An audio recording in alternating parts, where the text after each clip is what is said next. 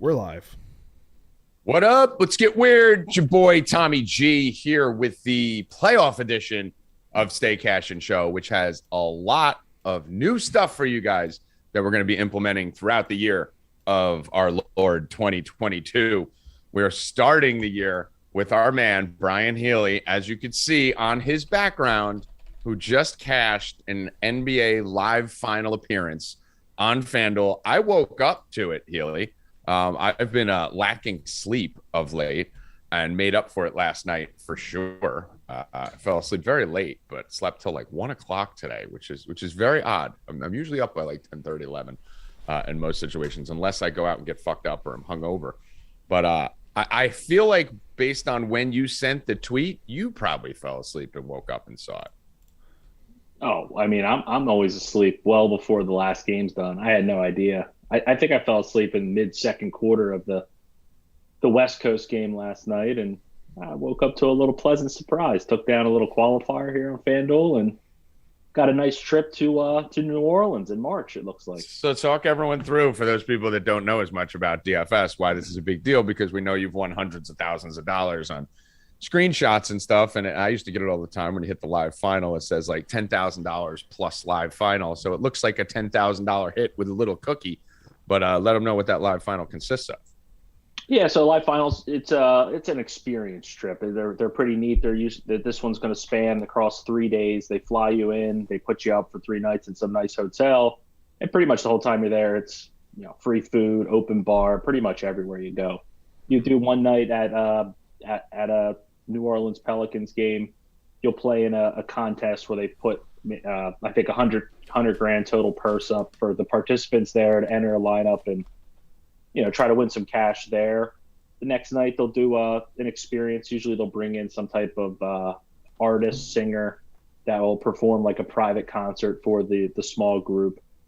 And then on Sunday will be the actual final. So it'll be a normal tournament for the main slate, call it whoever's playing that day. And it's a massive purse that's up for grabs. I think this is like $2.5 million, whatever it says here in the screenshot. I think it's $500,000 up top to first. So you'd have a realistic chance at some pretty big money. There's going to be 100 total entries in the contest. And, you got a 1 in 100 shot at $500,000. So looking forward to the NBA trip in the coming weeks. Hopefully bank another seat, to be honest. Yeah, I mean, I'm gonna have to start playing qualifiers now, because now you get the fucking envy. I've made 38 live finals before. Healy's probably made the same amount. I mean, it's across all sports. They're fun because it's that one day you have that for the rest of the fucking NBA season. So whatever goes on, whatever the ups and downs are, whatever the swings are, you have a trip to New Orleans coming up where you'll be battling with 100 people for the first prize of $500,000. Last place is like 10 grand. So no matter what happens, you're going to have a big opportunity for a nice payday heading right into baseball season. So it's always nice to get those out of the way nice and early in the year, Healy. Evan, do you feel like, since Healy has been on the show and is partner now, and you may be good luck, and he should give you a percentage of whatever he wins at that event? I think I'm the good luck charm. I'm going to do 5%, Healy. Does that sound good? Yeah, 5% sounds reasonable. I think that's fair. Yeah, I think 5 to 7. We'll try and negotiate you up, and I got obviously get my cut on there too. So Healy, you probably walk away with 250 if you win it by this time this all said and done. Bill Rupp's gonna want like injury insurance and all that kind of stuff. We got some doctor bills we got to pay for there. So we appreciate it. That's why we backed the truck up for Mr. Brian Healy. So congratulations, Healy. That's fucking awesome. That's great when that happens. So I'm assuming you had a good night in your other contest too, right? Yeah, pretty decent night. Obviously, everything cashed. No takedowns in any of the other contests, but you get to see. You got an opportunity, like you mentioned. So that's all you can ask for. Yeah, so that's fun. This show today, we're going to be bringing on our boy Aber. Aber's been fucking phenomenal. I literally been talking to this kid, working with this kid, done shows with this kid. Just found out his name's Mike literally last week. I don't know. Like, everyone's got fucking it's a code name. Aber's code name. So it turns out that was just his handle. So we'll let even the subscribers know who beg him every day for picks. I had someone yesterday go, "Who's Mike?" It's funny. Like, no one knows Night Ghost's name. Like, we're all basically fucking cartoon characters, right? Like, I don't even know Ghost's name. I've been working for him for 6 months. I don't know his name. Yeah, I mean, Ghost thinks he's like fucking superhero or some shit. Like, I think he's fighting crime like at fucking 3 a.m. We can't know. It's Clark Kent or some shit. But we're also gonna have Price Wallace on today. So Price is gonna join us. He'll be on for a little bit, talking a little golf. Obviously, came out the gate in a new golf season with a plus 2,200 Cam Smith first round winner. We hit the plus 2,200 on the actual tournament itself. So Price Wallace will be joining us also. So we're going to get to some college basketball. We're going to get to some NBA. We'll get to some NHL. I don't know if Ghost is here. So if you could text Ghost and find out his picks. And we'll talk a little DFS if you guys want. We'll recap this college football game and the coaching carousel. Joe Judge, we got a bunch of stuff to talk about at the gate to get this done. First, we have to start with the college football championship. Mr. Healy came on here the other day with his Roll Tide gear and his Roll Tide background. And me and Evan were the only two that were sitting here yelling, "Go Dogs," the whole fucking show. Go Dogs. So, Healy, how do you feel that you fucking got skunked like I told you not to fuck with that in the national championship? Yeah, well, I mean, fortunately, Nick Saban sent me all the free apparel. So, yeah, I got something out of the whole deal. You got the sponsorship? Yeah, I mean, once the injury happened, they really just – they couldn't finish in the red zone. And too much to overcome there for Georgia. So congrats to Georgia and Georgia backers. Yeah, I know that injury was definitely huge. Hopefully they would have been able to replicate their first half performance before the injury and scored 0 touchdowns like they did when they had Jamison Williams in, scoring 0 touchdowns. So yeah, everyone on Twitter talking about the Jamison Williams injury. They actually scored more when he left. So that is just a fact. I will say that when Jamison left, they were able to add 7 additional players, all of which adding pinstripes for the whole second half of the game. So I think that actually leveled it out a little bit, considering they had every single referee on their team the whole entire game, making nothing but horrific calls from start to finish. I noticed it about 6 minutes into the game. I mentioned it in the chat when I saw the holding penalty on the kick return. That was complete bullshit. And then I saw a bad spot on the next one. And then I saw 2 defensive pass interference calls that weren't called on Alabama on the first 2 drives. And I said, oh, shit, we're fucked. We're playing 11 on 18 right now. And it just continued to get worse. Georgia, such the far superior team that they not only were able to overcome horrific officiating, terrible calls, a push-off in the end zone that was the worst push-off I've ever seen on the Alabama touchdown, a fumble that went 10 yards in a spiral that was called a fumble, and a player who recovered said fumble with his toe clearly on the white out of bounds. They not only recovered all that to win the game, cash our plus $4,400 parlay, plus our 4,400 parlay, and our double max bet, and our national championship bet, but they actually covered the minus 9.5 alt line and the minus 13.5 alt line. So I was very excited about that. I know the subscribers are very excited. Twitter's very upset. Alabama backers are very upset. And there's nothing I love more than seeing people who were backing Nick Saban be very, very upset. So fucking cash it. Go Dogs. Go Dogs. Very happy. Very, very happy about that.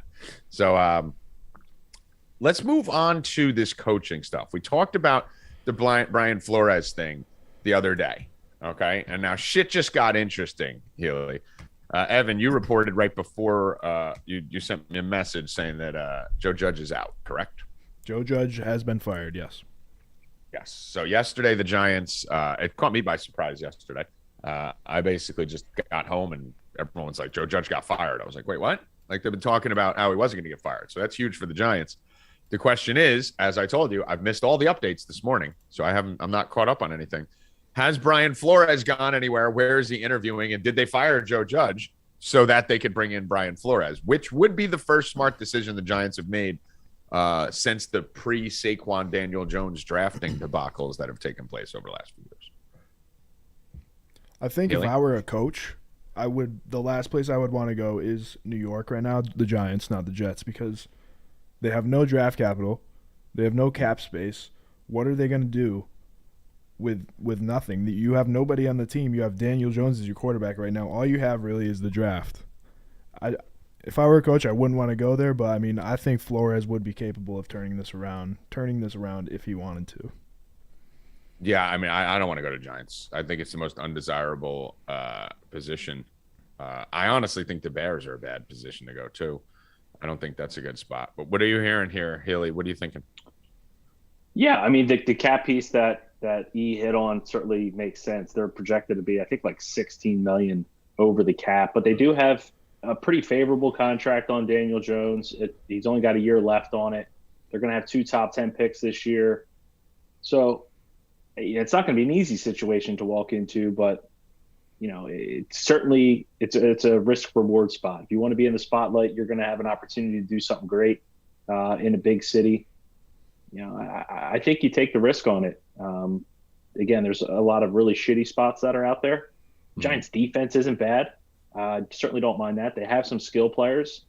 They just need to land themselves a quarterback. And I think they'd be right back into things. So I don't mind that opening for someone like Flores or another more desirable coach.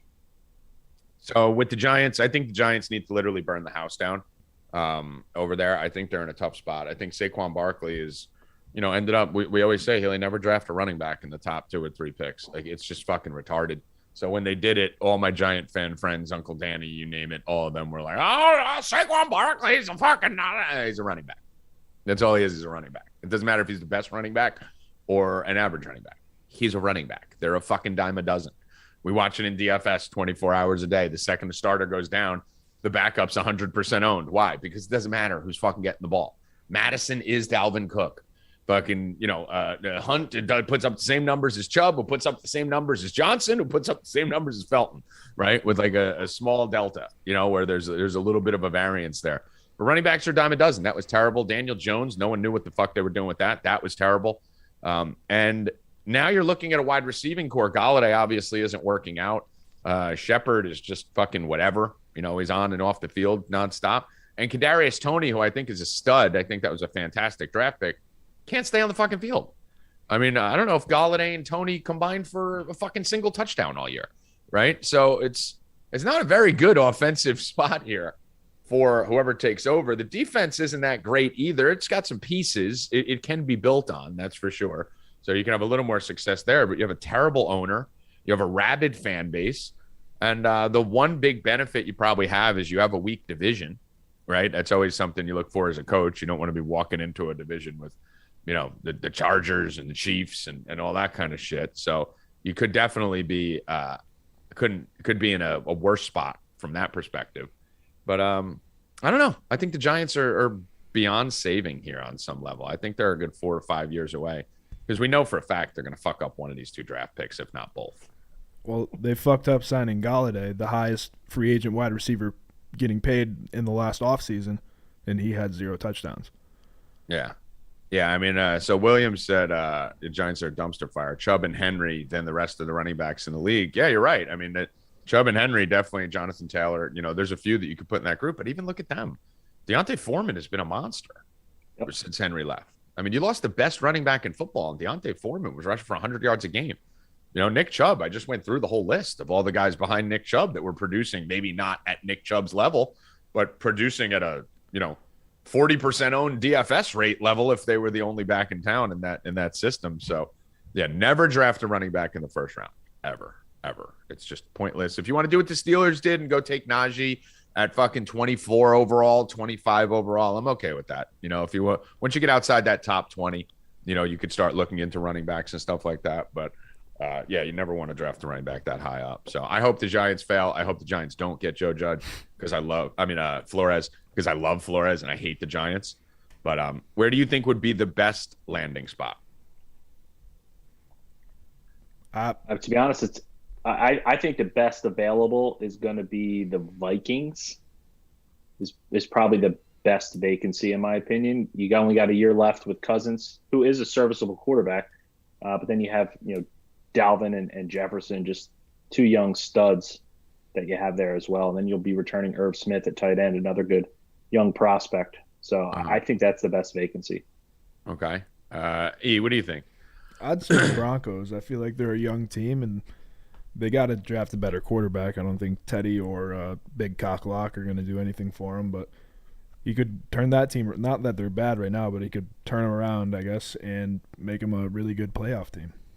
Yeah. I would say the best coaching vacancy is the Miami Dolphins, who have 75 million in cap space this year and fucking, a lot of young talent and good defense. But the Denver Broncos, for me, are the number one spot that he should go. I know a lot of people are saying Jacksonville. Those people are stupid because you're stuck with Trevor Lawrence for the next 3 or 4 years. You're not going to be able to do anything there. You're not going to be able to sit him.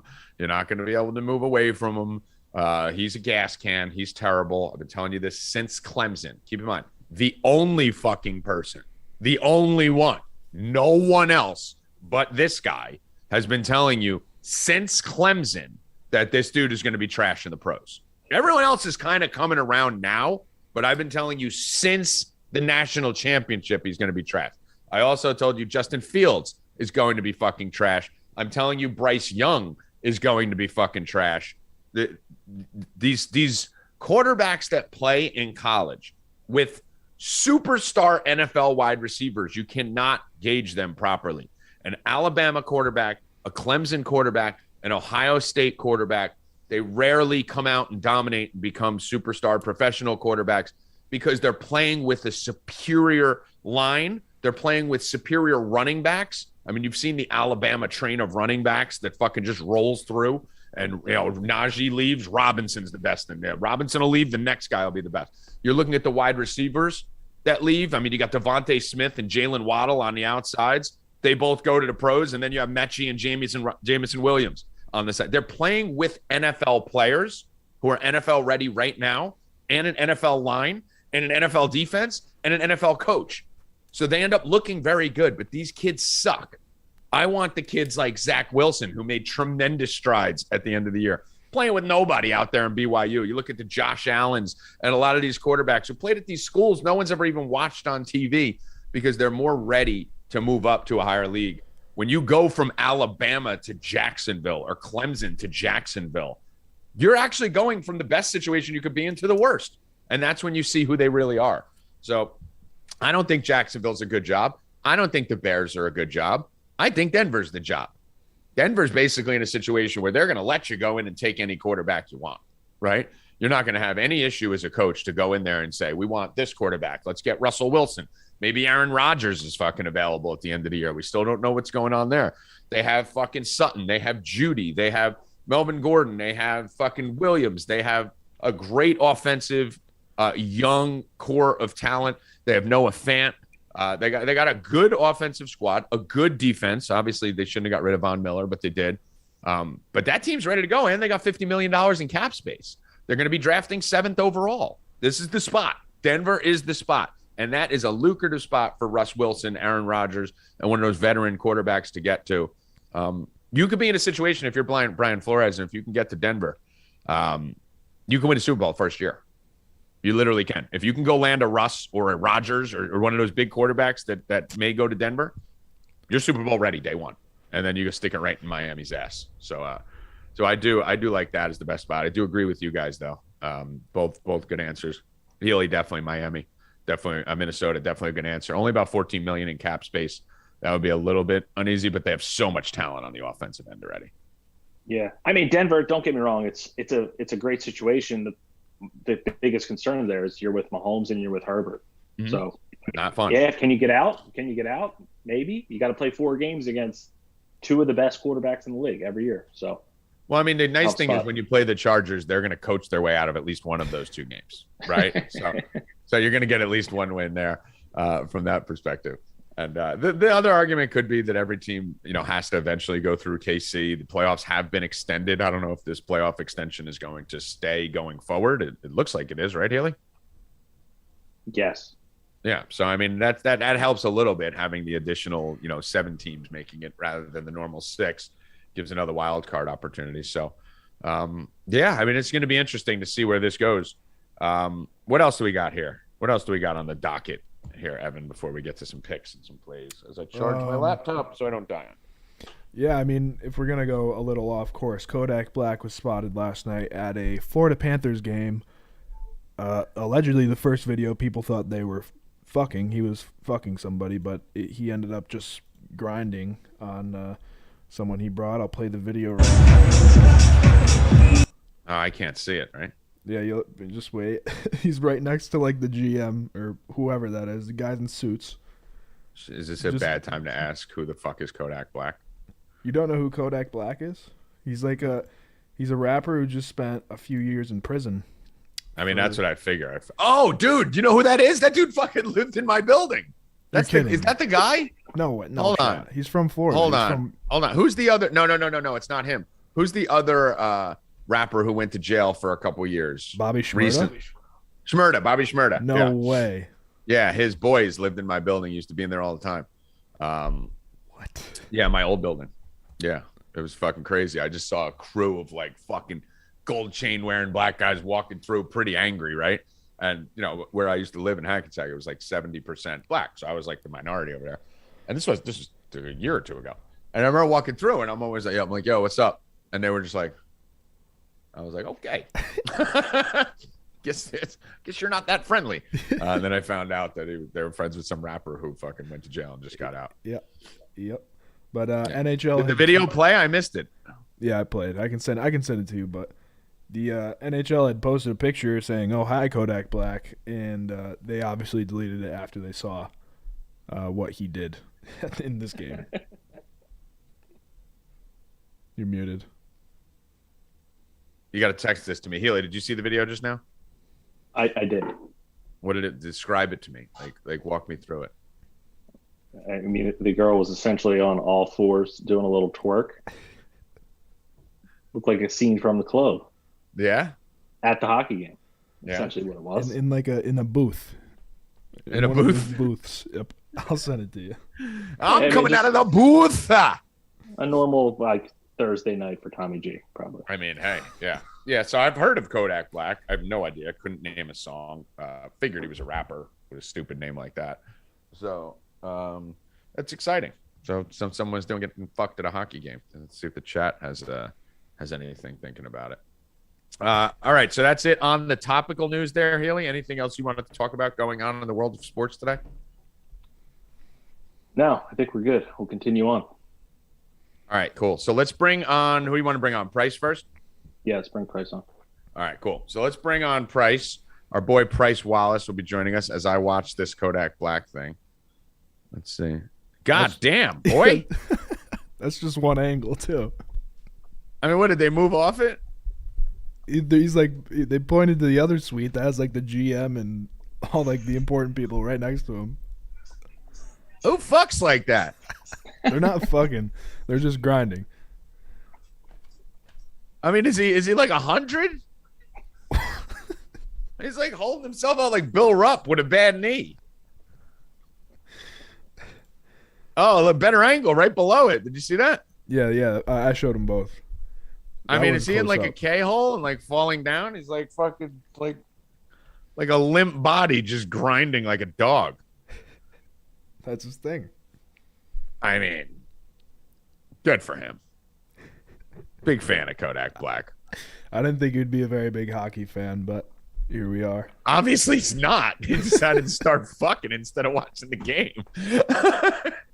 Seems to me like he didn't give a shit about the hockey game there, eh? Definitely not. He was just there to have a good time.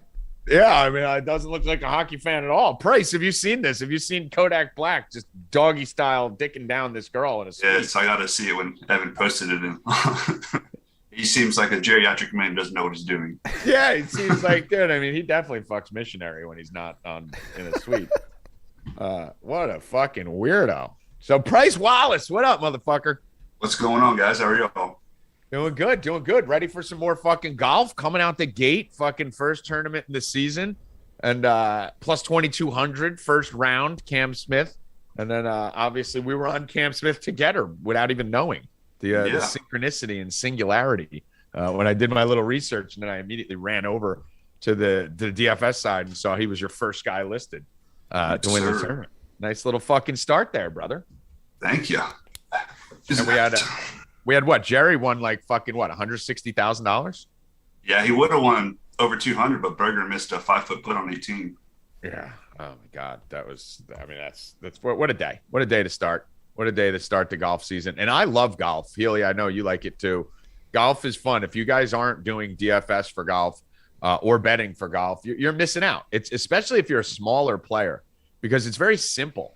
DFS golf price would be a place that I would actually tell people to start in DFS, because it's so simple. Like it's hard to be very good at it and to be consistently successful and win big money. But I mean, really, you're just picking 6 guys. There's no positions. There's no late scratches. There's no cuts. You know, there's a cut, but there's no. All you have to worry about is the cut, I was trying to say. So you basically pick 6 golfers that fit in the salary, and the better they do, the more money you win, and you get a 4-day sweat out of it. You know, you got till, put it in on Thursday morning. You got till Sunday night. Yeah, you don't have to worry about like the random injuries in NFL or NBA or foul trouble, or even like the COVID stuff with NBA where you have late scratches and you have to pivot to the value that everyone's on. That doesn't happen in golf. Right. And the nice thing is it's pretty much set it and forget it, right? There's no late swapping. There's no game. I mean, there's game theory to it, I guess, on some level. But realistically, if you end up picking 6 golfers who all finish in the top 15, you're probably going to win $1 million. That's basically how it works. The biggest thing is getting it through the cut. So for those of you that don't know, in golf, if you don't make it past the second day, you got to be at a certain level. Not this week that just happened, but in most tournaments, you got to be in the top. What is it? 50%, 60%? What's the number? Top 65 in ties. Top 65% gets through to play the next 2 days. So if your guy doesn't make the cut, you're only going to get 2 days of points compared to if he does. But from a betting perspective, Price, it's what's your favorite things to bet on? I saw you throwing out some 3 balls. I saw you some first round winners. What are your favorite things to bet on in golf? So it really depends on the tournament. On the early ones and the fall ones, the top 20 market's usually pretty soft because you have a bunch of young guys who the books don't know how to price correctly, who can go out and do well. The 3 balls are fun. The problem is you can get a lot of ties, which ties suck. You don't win. Yeah. But first round leader is always the funnest because it's right out the gate. The odds are really good. And I mean, it's like on Thursday having 150 people blow my phone up on Thursday night.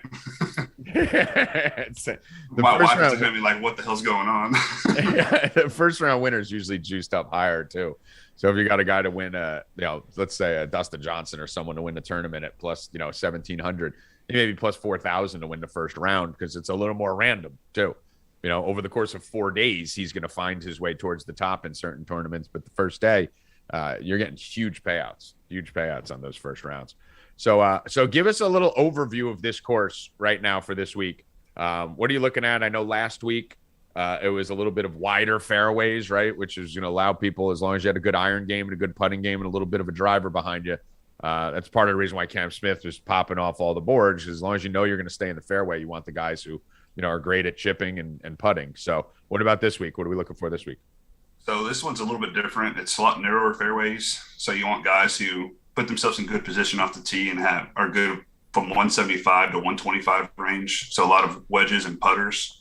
You'll see a lot of long hitters don't do well here. And so the main thing it's Charles Howell, Webb Simpson, guys like that who are notorious for hitting at like 280, 290 off the tee, which isn't far at all in this day and age in the PGA, but are good on the greens. That's who wins. And they're still in Hawaii, so it's still Bermuda greens. It's still a little bit slower. And it's a par 70, so you lose 2 of the par 5. So it really puts a premium on attacking on your second shot into the par 4s to put yourself in a good position. Okay. And so what type of chalk players do you think you want to be avoiding on this one? You said a lot of those long guys. We're going to be avoiding the DeChambeaus and guys like that? So if he hadn't withdrawn, DeChambeau would have been the easiest guy to fade.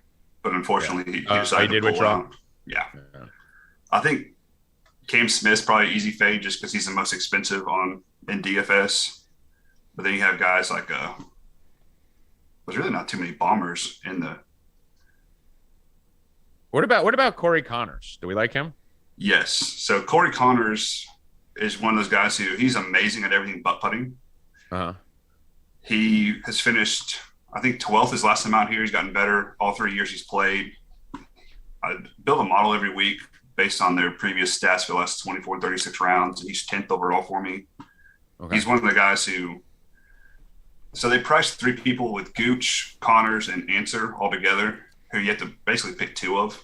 Okay. And Connors is my second favorite. Wow. All right. Nice. So I think it's really good value, and the first round leader on him isn't a bad bet either because he usually comes out the gate pretty hot. All right, and we can give a few more picks than we'll usually give on a show like this. But who are we looking at? So give me 2 or 3 guys, maybe one long shot. One guy you really like, just to win this tournament here for the viewers. So to win, I would say Abe Answers plus 3,500. I think that's pretty good value on him. If you price, so I try to look at where they rank on DFS and then their betting odds, and he seems a little bit mispriced on betting as opposed to DFS odds. Okay. Chris Kirk at plus 9,000. He finished second here last year. I think he's a good course fit. And then a guy who would be a long shot would be Nick Hardy. He's 1,100 to 1. He finished 7th here last year in his first time out. He's a rookie, but he was really good on the lower tour. And I feel like he has the game to pull it off on this one. Yeah, and if you'll notice, guys, in golf, if you just look at the PGA Tour winner for this event, Cam Smith is plus 850. You're probably getting a little recency bias, on there with Cam, obviously. That's a little short, that line. It's tough to take a plus 850 in golf just because there's so many things that can happen. My boy Webb, 1,500, looks good. And then really you're talking outside of Cam Smith, everyone is plus 1,500 to plus, God knows what fucking number. So, I mean, it's really even some of the guys who are favorites, you got a nice little shot here to cash in some big money on these tournaments. So, Bryce, you're going to be doing. You did the DFS article. When do you think your bets will be out for the tournament? What times it start tomorrow? So it's in Hawaii, so it starts at 1:30 Eastern time. Okay. I have everything in right now. I updated a couple of new ones this morning. I added 2, one top 20, and then another first round leader. Oh, I see him right here. All right, There we are. Nice, Webb. All right, cool. I'm not going to read them all off. You got to pay for that, guys. All right, Bryce Wallace, ladies and gentlemen. All right, let's kick some ass again today. Let's see if we can take home another plus 2,000. Yes, sir. And I need it on day one, Bryce. We need a first round winner day one. So we need another. Yeah, don't forget to bet the first round leader this time. Yeah, I forgot to bet it last time. Right, Healy? If he doesn't hit a plus 2,000 day one, we're probably got to cut him, right? It was a good run. I disagree, Tommy. I disagree. All right. Well, Healy's the most important man here, so I guess you stay, Bryce. I guess you stay regardless. All right, Bryce, thanks for coming on, brother. Appreciate it. Yes, sir. Thanks for having me. All right, later, bro. Later. Healy, you going to be betting some golf? I'm betting golf this week. You better believe it. Are you sad that you didn't last week? Of course. I tried to tell you, Joe. I was in the car with you. Go on. I was going to say, I already have my PGA DFS reserved. I'm going to do DFS. I'm going to bet. I'm going to firing all over the place. Firing all over. So this is the week where everything will go to shit. I love it. I was sitting in the car with fucking Rupp when we were taking him to the hospital. And I'm sitting in the car with him. This was Thursday morning when I was driving him to the urgent care, not the hospital. And I remember I was telling him, I was like, bro, you got to bet this golf play. I'm like, I love this guy, Cam Smith. He's like, Tommy, not now. I'm like, dude, it'll give you something to watch over the next 4 days. You may be laid up at home. Like bet it. And Bill knows golf. Bill likes golf. And he's like, no, I'm not betting your fucking golf play. I'm like, Price is on it too. And he's like, I don't care if Jesus is on it. I'm not betting. I'm just focused. And then when I picked him up on fucking Monday, I'm like, that guy won, right? He's like, what? I'm like, yeah, he won. First round and fucking tournament. He's like, motherfucker, fucking pain pillars. Yeah, to be fair, Bill was not in the right state of mind for that, so you can't blame him.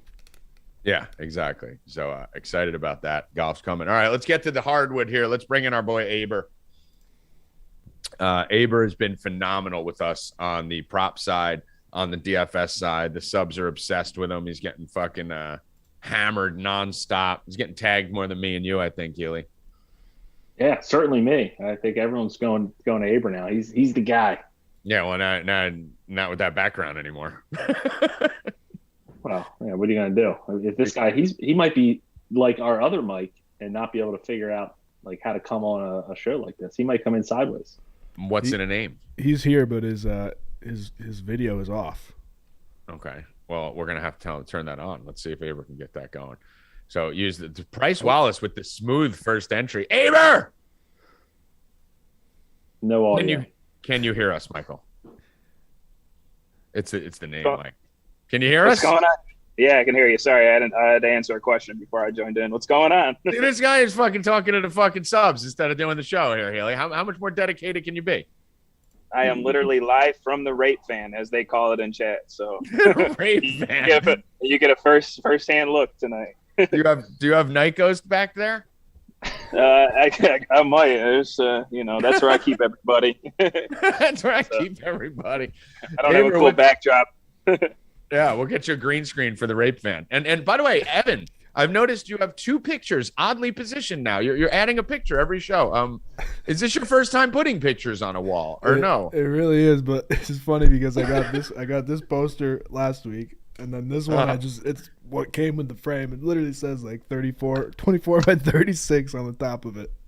It's a placeholder. I'm waiting to get another poster here. That's the picture that came with the frame. All right, now the positioning of the pictures. Did you decide to just have this much wall space and put them all right here? So what went into that analysis? The plan was to get like a corner thing here. So that's why I left a little space, and then just have the rest of the. You're actually going to jam another picture in that spot. No. Like a corner wall, like a shelf thingy. Yeah. A little shelf. Were you going to get multiples or just one sticking randomly in there? Multiple. Like, what do you mean, levels? Like maybe like 3 or something. It might look a little weird with just one little shelf. No, it'll be like almost all the corner. Okay. And then there's like shelves on the thing. Okay, and do you have 9 other pictures you plan on putting on the wall behind you? That's why that you put this much space between We're gonna it's a work in progress, guys. Okay, do you see behind me? Do you see that how we have the nice spacing in here, right? It's the same distance from here to here. You got to see it from here to here is the same from I can't move my arm from here to there, right? This picture's a little longer because it's like 5 feet tall. So I lined them up so that the bottoms are level right here. You see all that? See, that's would you like me to help you with yours? Yeah, you can come upstate. Yeah. And then First thing I would do is probably move that Hallmark fucking token picture that they gave you. Maybe move that a little bit to the right. Maybe let it breathe a little bit. You want this one closer over here? I mean, I'll move that one a little close. I mean, it's just a nail, Evan. It's just a nail. So until the thing comes, you literally just, you could stick it right back when you get your little corner shelf and stuff. But all right, we'll work on it. Friday, it'll be fixed just for you. Yeah. Aber, thoughts on Evan's background? I think it's all right. I mean, they are a little close together. Yeah, a little close, right? A little close. Maybe for a closer frame. So, Aber, what's up, brother? So you've been killing it over here. Me and you have experienced the basketball prop version of Singularity, where I think people are starting to think we're copying each other's plays because we end up on the same things consistently, which I'm very happy about. Whenever I see that you're on something I'm on, it's a very good feeling. Yeah, for everyone out there, we have pretty much zero communication when it comes to that stuff. None. Yeah, and if you look at the times of our posts, they usually come out like bung bung. We couldn't even have done it. So, Aber, tell us a little bit about what you've been doing here. Even where you got your start, if you want to go into that a little bit, and are you working with a model, or just fill them in a little bit about your process, where you came from, and then a little bit about tonight's slate. So this is actually this is where I come from. This is my first time. So I've never actually provided content for anyone before. So, right. Long time player though. So I've been in the game for probably about 8 years, give or take. And betting got legal in Michigan probably January last year, I believe. So it's been quite a grind since then as well too. So I mean, it's just it's a daily process up and down of grinding NBA. The injury reporting is just the worst. So it's just always being present for everything at all times. We get a lot of our best bets come later in the day. Like, for example, one today is going to be a Robin Lopez bet that we're going to really love tonight, but I have a feeling they're not going to put props out until he's actually issued in the starting lineup tonight.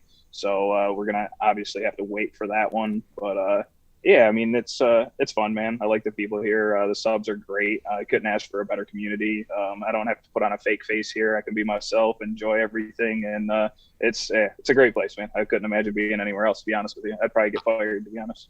Yeah, you're safe. You never get fired here. I mean, you can go literally fuck. You could literally have people in the back of your rape van right now. We'd still keep you on board. I mean, shit. We keep Bill Rupp on board, Healy. I mean, that dude wouldn't last 5 minutes anywhere else. Yeah, we got Tommy, the head of HR. I mean, I'm the fucking face of the company. You're good. I literally just fucking doing blow with the subscribers last night till 3 a.m. Whatever you want to do. Just get fucking weird. Healy, you actually are the one who brought us Aber or Mike, as his new name is now referred to as in the chat. Give us a little detail or two here before we get into some plays. Yeah, absolutely. I mean, Mike is, as he said, I know he's been a player. He's been a subscriber at, former companies of ours. We kind of grown to know each other, and kind of goes back primarily with baseball. Him and I, breaking down slates just kind of in the DMs for better or for worse. So when I got this opportunity and I was in a position to give others an opportunity, Mike was certainly one of the first people that I thought of. Again, it's not easy to break into this industry. It is a little bit about who you know. And, Mike was forward enough and did a great job over the years of, just essentially providing content to me for better or for worse. That's what I was going to say, Aber. I was like, when Healy called me, he's like, listen, I got this guy. He's been a subscriber of ours for a long time.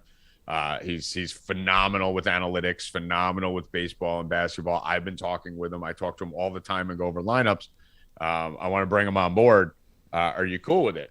And then I said, yeah. I was like, yeah, 100%. And now I realize how Healy looks so smart that it's actually been you the whole time behind the scenes. So that's good to know. So I want to know how much of Healy's winnings is he giving you on this live final? I'm already sitting on about 15%. Evan's at about 5%. We might negotiate that up. How much do you think you deserve for years of tolerating Healy on a phone? I think we'll keep that one behind closed doors. I kind of like my job, so all right. We'll let him enjoy that. We'll call it 14. We'll talk about. We've had a couple before. One notoriously actually not too long ago was I think Healy was having a block party in his neighborhood and was like, hey, I got an hour to build a lineup, man. Who you on tonight for pitcher?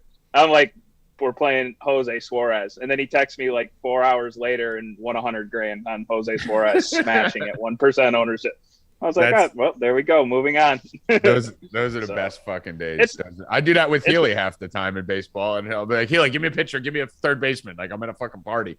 Need to fill a lineup. Like, that's the beauty of merging everyone together on the same community right now. So, Healy, again. Yeah, I mean, it goes back and forth. I mean, Healy's one of the sharpest MLB minds I've ever met. So don't tell I have a ton of respect for him. I try not to, but I figured I at least end on a good note here and let him know that I do appreciate everything. I mean, I've followed him for a long time, so I've learned a lot from him as well, too. And we kind of research on the same level as baseball, too, which is cool. There's a lot of people that kind of do things differently. So when you can kind of coordinate the style of research, it works out great for each other. So it's cool. Yeah, we try to make. Man. I'm excited. We try to downplay Healy as much as possible. We don't like to give him credit, right? But so let's get to this slate today. And by the way, guys, those of you who saw what we did in baseball season last year, I think we won like 550 units in baseball. It was by far the hottest baseball product in the world. Wasn't even close. Anyone in the chat who'd like to co-sign this, we were the #1 baseball company I've ever seen in my life. And now we got these two guys. So, I mean, it's going to be an absolute skull fucking in baseball next year. I know all these other sites out there are freaking out. Football's over. What do we do? All the fucking big tittied influencers we hired are now useless for 7 months to drag people in. And we have top golf guys, the best baseball crew. NASCAR's starting up. We have probably the best NASCAR product in America. We got a fucking dude who cornered Khabib for MMA, fucking rackets doing tennis. We're unfucking stoppable. And then obviously Night Ghost for NHL, who's the shit. So this is our time right now. We love when football ends because now it used to be like everyone was fighting for that pie. Now it's us and everyone else. So it is time to fuck. And let's start tonight in NBA. Aber, what are we looking at tonight on the hardwood? Kind of overview of this slate and then what we kind of see that's jumping off the page early. Well, I guess it'd be wrong if we didn't start out with our boy Spencer Dinwiddie tonight. He has won us tons of units lately, and he's going to do it again tonight. We were actually waiting all day for news on whether or not Bradley Beal was going to play or not, just because he was actually ruled out yesterday for an inconclusive test. And for anybody that's been following basketball and COVID, it's literally been a nightmare this year. I couldn't have picked a better time to start doing this, to be honest. So an inconclusive test, I assume that he could get 2 positives within 24 hours. Apparently that's not the case. So he's going to be out again tonight. His point prop's at 17.5. There's been 7 games this year Bradley Beal's been out. In those 7 games, he's scored at least 17 points in all 7 of them. 1 game he scored 17. The other 6, he's over 20 points. So this to me is undoubtedly the best bet of the night. A lot of people are looking at their points and assist prop. I think that's fine too. They have kind of juiced his assist prop up to 8.5. I think that's a little sketchy just because he's had 6 assists in 4 of the 7. So there is a little bit of room for error there, but the points prop for me is where it's at tonight.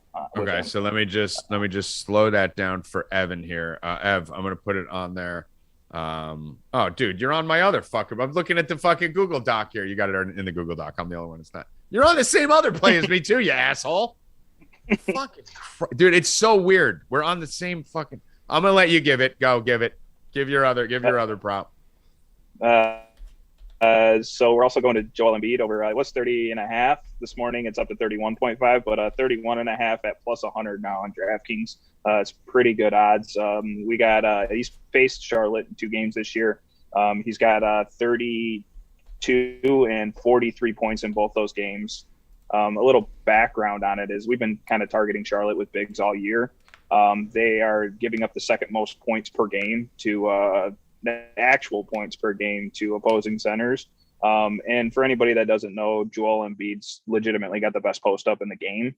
And he actually doubles his amount of possessions in the post are actually doubled compared to who's behind him. So he averages like 9 possessions per game in the post. Second best is like 4.2. So he's just a madman in the post. He's going to see a lot of Plumlee tonight. Plumlee's allowing the 8th most points per game in the post. And the other guy he's going to see is PJ Washington, who is allowing the most points in the league per game to opposing guys in the post. So it's just a nut spot for him tonight. So I don't see any issue with him getting there tonight. Yeah, I co-signed that too.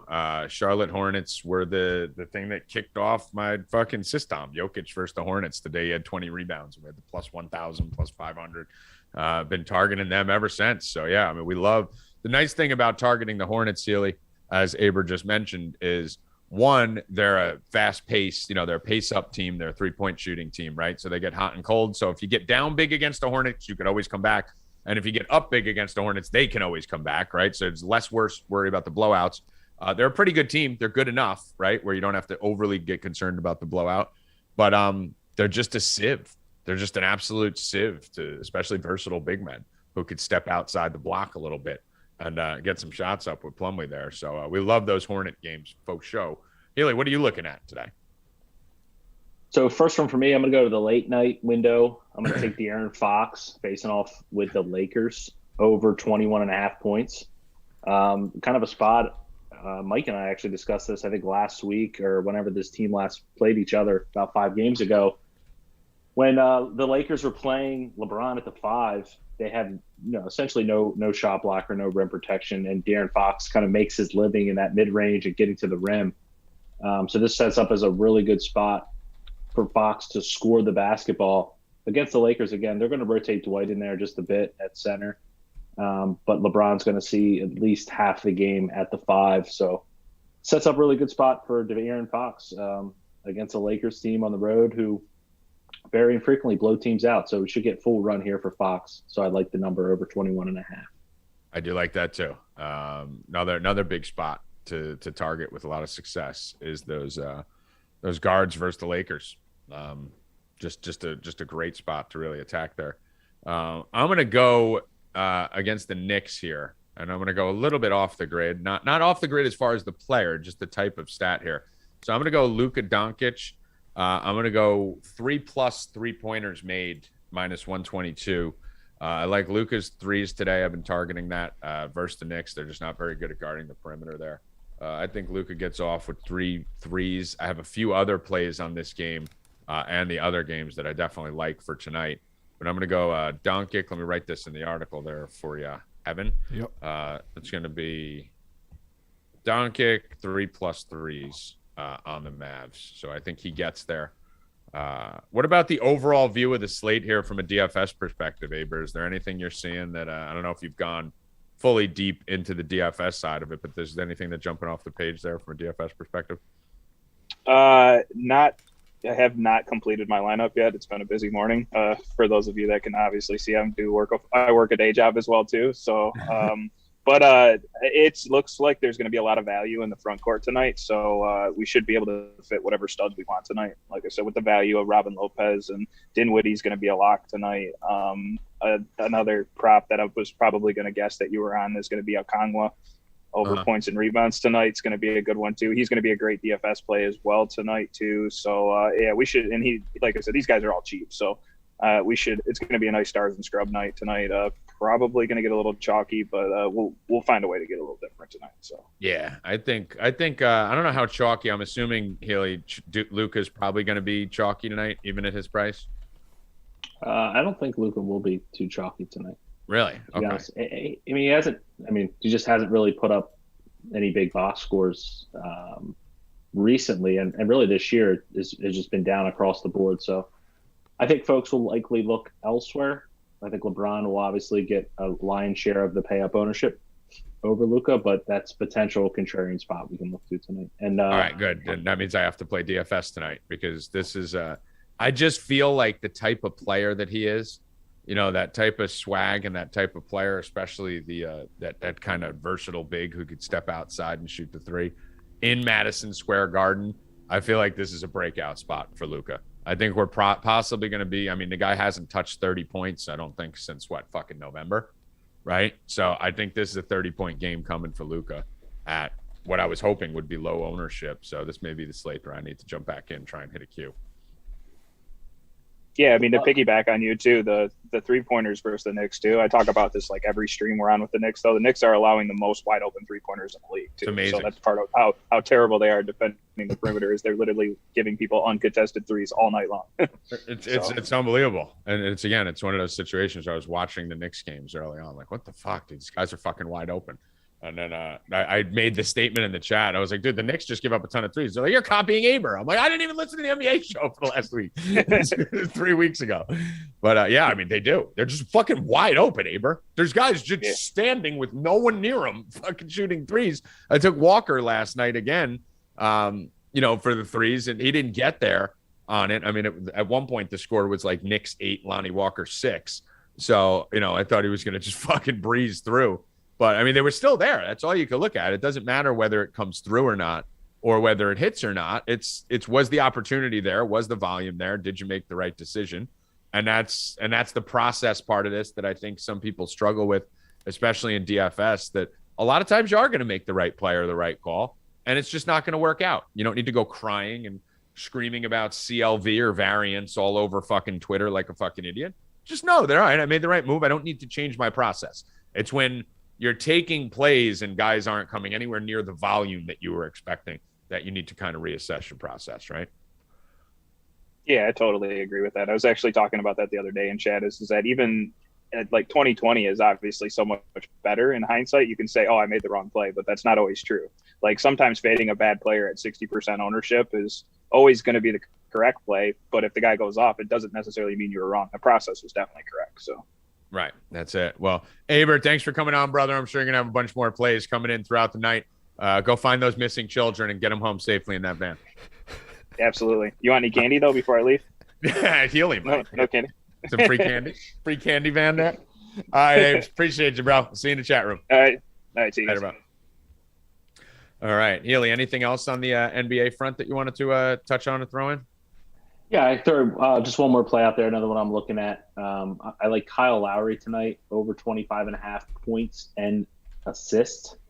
They're going to continue to be without Jimmy Butler, and without Butler on the floor, Lowry has one of the highest assist rates in the entire league. Gets a pretty nice matchup here with the Hawks, who play at about a league average pace, but are damn near the bottom of the league in defensive rating, especially against opposing point guards. So I think a spot where Lowry's going to have to kind of do a little bit of everything, where he's going to have to score the basketball. Likely goes for double-digit assist here in this matchup here against Trae Young. So I like that over 25.5 as well. Okay. All right. Don't hate that at all. I have a couple NCAA plays that I like here. I will tell you yesterday, white hot fire with the NCAA coming out the gate, had a bad beat, terrible beat on Alabama. I don't know if any of you guys watched that Alabama game or anyone in the chat. Listen, I know a lot of times we yell fix and stuff like that because, I mean, just look around fucking sports. Pretty much everything's been fixed since fucking FanDuel became $1 billion fucking sports betting company. But that Alabama game was egregious. It was egregious, the calls that were being made at the end of that game when Alabama came back. Ticky-tack fouls with 50 seconds left, 75 feet away from the rim on fucking – there were complete no calls, giving the other team 2 shots. I mean, it was disgusting. And then the dude passes up wide open 3 and airballs a layup. I mean, Shackelford, I don't know what the fuck was going on, but I love that play last night. That was another one of the Alabama was 2 for 22 from 3 at one point in the game. You know, so that was one of those process plays, right? When you watch the game and you see that they're tied with a minute left, all the momentum, they moved to minus 300. We were screaming hedge. They moved to minus 300 when they were tied in the last 2 minutes of the game with all the refs on their side and shooting like fucking, I think it was 16% from 3. They were shooting at one point with 3 minutes left. That's a process play. Listen, process is right. Teams aren't going to shoot 3 for 22 from 3 very often. If they even go 5 for 22 from 3, they're up 6 at that point. So that was fine. There's a play I like just like that today. It's very similar. So there's 3 plays I'm going to give you. Okay. So I'm going to give you 3 plays. And Ev, I'll just say them slow so it's easy for you to just write them in. They're not complicated plays. The first one I like the least. This is at 6:30 p.m. It's Wednesday today, guys. So we're going to be having a lot of fun. We crush Wednesdays. So instead of Wednesday, it's Wednesday. So we're going to start the winning right now at 6:30 p.m. My alma mater, Villanova, going against Xavier. Villanova 11-4, Xavier 12-2. This game is in Xavier, and Villanova just curb stomped them a few days ago. Just beat the shit out of them. Normally a spot where I'd like to fucking flip the other way, right? Seeing Xavier as a slight favorite at home here against Villanova. But I'm going to stay on the Villanova train and watching that game. This isn't really a system spreadsheet play. Villanova is just a better team than Xavier is. And in watching that game, Xavier didn't really have much for them. Right before Christmas, I think the game was. They held Xavier to 58 points. Villanova only scored 71, which is a little below their average there. And in that game, Villanova didn't play well. I mean, they shot 27% from 3 or something. And Villanova's snipers from the 3-point line. So I didn't think they played a very good game, and they still beat them by like 15 points. So I think they're just a far superior team than Xavier. I think Xavier's a little bit overrated. So I'm going to take the point with Villanova here today. It might be a little sheepy. It may be a little chalky here. I don't know what everyone's on. I'm just pulling it up right now to see where the public's at on this. I hope they're not all over Nova, but I would be surprised. Actually, the public's all over Xavier. Okay, so everyone's all over Xavier, so that's good. So, yeah, I'm going to go Nova here comfortably. Nova here +1. Looks like 62% of the bets are on Xavier. They moved from an underdog to a favorite. So I'm going to stay on the Nova train here. Still my third favorite of the 3 that I'm about to give you. But I do like that play, so that makes me a lot more comfortable with it. Second favorite here is Wake. This has to be – let me just pull this one up. This one has to be a game where the whole country's on Duke. Yeah, 75% of the tickets are on Duke right now against Wake Forest. So Wake Forest team is sneaky, and they're good. And this Duke team is vulnerable. And this is a team – I know Healy's going to like this play because I'm going with Wake Forest. Healy loves going against Duke and Hoffman. But Duke's a very good basketball team. They are. They're very talented. They have the best player in the country coming off a loss to Miami. So you imagine they're probably a little bit pissed off. So you're probably going to get a better version of this Duke team. But I like this Wake team. I don't think anyone's talking about them. They're unranked. This is a good basketball team. This is a good basketball team that we made a little bit of money on.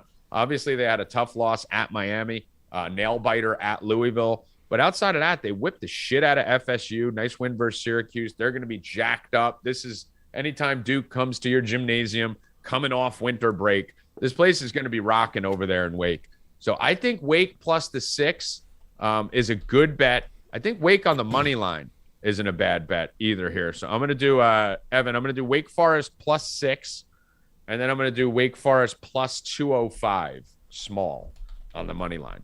So I think we got an upset here today. I think we got an upset here in Duke, and I think Healy's going to be happy come Friday if that happens, and we'll be able to troll Hoffman, probably hop on the Discord tonight in the Wednesday show and fuck with Hoffman. So that's number 2. And then the third one is my favorite play of the day. This is later tonight. Let's check the sheep check here. Let's see where the sheep are on this one. I'm going to be going with Florida here in a spot that I'm sure a lot of people are not going to want to like. All right. Yep, the sheep are on LSU. So we're basically against the public money on all 3 of these. 64%, 75%, and 65% of the money is on the other side of us on all 3 of these bets. I feel far more comfortable when that is the case. Florida here at home against LSU. LSU's the better team. I'll give you that. LSU's 14-1, 2-1 in conference, ranked 12 in the country. Florida's 9-5, 0-2 in conference. Haley, so I will ask you this. The number 12 ranked team in the country coming in 14-1 to Florida, who's 9-5 and 0-2 in the conference. What do you think the line is? The ranked team is -5. Right. Florida is -3. So, I mean, that tells you right there. LSU, you would imagine, would be a 3.5 point favorite in this game with those stats I'm reading you. So coming into the swamp here, Florida's a 3-point favorite. Vegas is begging every fucking knucklehead in the country to go in there and bet LSU, and they are. You know what that sound is, Evan? We got a toothpick call here. Florida money line beats LSU today. Might beat them by 10. You're going to be a donkey, and you're going to bet LSU. You're going to lose. Florida wins today. Tommy G, toothpick call of the day. There we go, Ev. I know you love the toothpick calls. Love them. So that'll wrap up the hardwood there. And then for NHL, do we have any bets from the night, Gross? Yeah. If not, we can take it over. I think we're gonna have to take it over. We're gonna have to take it over. All right, let's go. This is your favorite part of the show. As we wrap it up, we need some music. All right, it is Tommy G, Evan Hand, and Brian Healy Hockey Hour. Let's get some plays on the last hockey edition. Brian Healy was 3 posts from the third line away from winning his hockey call. Evan Hand smashed with the St. Louis Blues. Tommy G smashed the +165 2-team parlay for you on the freebie Hockey Hour. Keep in mind, we know nothing about hockey. Literally, we follow it. We know a little bit. Brian knows nothing, but we are not hockey handicappers, so take these with a grain of salt, even though mine's going to win because it always wins. All right, Evan. We will start with you. All right. Who do you like on the ice tonight? We got the Bruins -360 versus the Canadiens, the Stars -200 versus the Kraken, the Maple Leafs -300 versus the Yotes. That's what us in the hockey world call the Coyotes, the Yotes. And then we have a postponed game with the Wild and the Oilers where I was going to be betting the over. What are you on, Evan Hand? I'm going to get a little spicy today. The Bruins are hot. We just got Tuukka Rask back, signed him yesterday. He's back after being in the AHL for about a game, and then he got surgery on his labrum, hip labrum, whatever. That's aside. Bruins are going to win this game. Canadians are 7-23, not very good.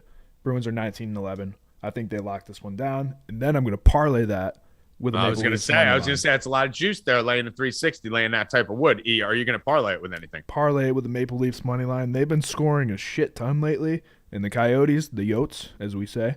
The Yotes in the hockey world, that's what we call them. Are garbage. They're terrible. Okay. So, all right. Parlay the Bruins and the Maple Leafs. So you're going with a little Bruins, Maple Leafs parlay to pay -140. Okay. All right. I don't hate that. Mr. Healy, I know you've done tons of hockey analysis for this slate, probably starting it about 30 seconds ago. So where are you at in your hockey analysis? It's all about the value for me tonight. Mm-hmm.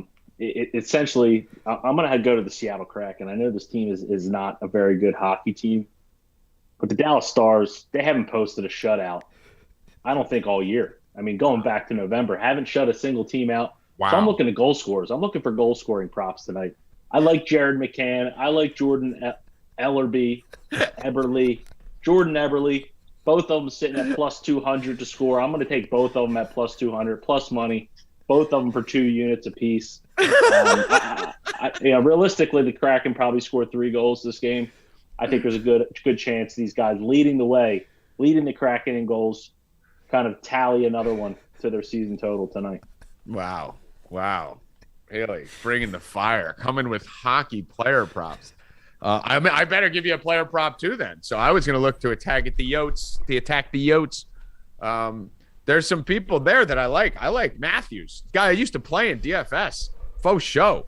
So I like Austin Matthews. Let's see what his prop is. Over under 1.5 points. Let's see what his goals prop is. We're gonna do first goal scorer plus 850. Maybe a little sprinkle. We're gonna take the first goal for Austin Matthews plus 850. We're gonna take Austin Matthews over 1.5 points.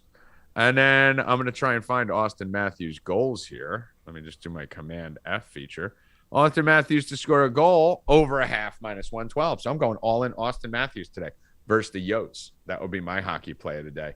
And then I think you can get weird with a little fucking little parlay here that should be pretty easy with the Dallas Stars, Boston Bruins, Toronto Maple Leafs plus 133. Run it up the board. So we're gonna give you. So Healy, who are yours again? I gotta write these down. Jared McCann and Jordan Eberle, both the score, sitting at plus 200 apiece. Okay, Eberle plus. Probably even do a little parlay for both of them to score as well. I mean, you might as well. You're probably getting like plus 1,200 on that fucker. Might as well fucking smack it. Maybe you throw a little Austin Matthews in it. I'm going to do Matthews, who actually was a key figure in my winning a live final seat in hockey, over goals, over a half. I'm going to do Matthews' first goal plus 850. And then I'm going to do Matthews' points over 1.5, plus a little 3-team hockey parlay with the Bruins, Stars, and Maple Leafs at plus 133. And Evan, your play was? Bruins and Maple Leafs money line, and then I'm going to take a separate one for David Pastrnak to score a goal. He's got 5 goals in 4 games. Pastrnak to score a goal too. Let's go. We're going to fucking rock this hockey slate, and you will never see Night Ghost again. Final words, ladies and gentlemen. Brian Healy. Tonight, NBA DFS show. Aber and I are going to be live. If you're not signed up, go ahead out there, grab a month combo. Betting DFS, $127. That's 45% off the price. You'll have us throughout the entirety of the NFL playoffs. That's going to be the best deal going. Yeah, I mean, right now that is the best deal going right now. You're basically getting the whole entire betting side and the whole entire DFS side for the whole entire month. Get in there, take advantage of that right now. Come fuck, guys. Come fuck. It's time to fuck. We're here to fuck. We came to fuck. So come fuck with us, Evan. Go follow Stay Cashin on all socials. That's TikTok, Instagram, Twitter, YouTube. Even here, if you're commenting, you have to be subscribed.